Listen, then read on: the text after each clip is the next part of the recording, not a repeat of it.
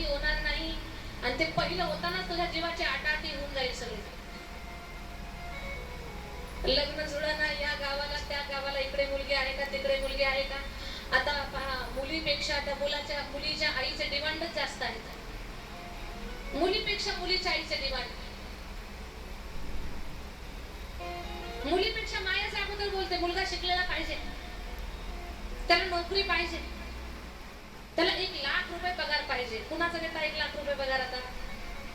त्याला 100 एकर जमीन पाहिजे, शेतीमध्ये सारा ऊसच पाहिजे आणि पोरगी शेतात सुद्धा नाही गेली पाहिजे.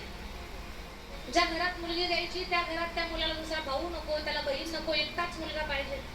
सासू सुद्धा मेलेली पाहिजे.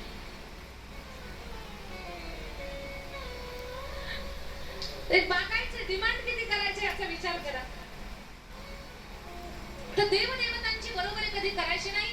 काळ भैरव मध्ये याचा नैवेद्य आहे त्यांना, म्हणून आपण घेतली तर काय फरक पडला असं आपण चुकीचं कधी आपल्या डोक्यात आणायचं नाही. कारण ते भगवान आहेत, सगळं काही पचवण्याची क्षमता त्यांच्यामध्ये आहे, आपल्यामध्ये ती क्षमता नाही.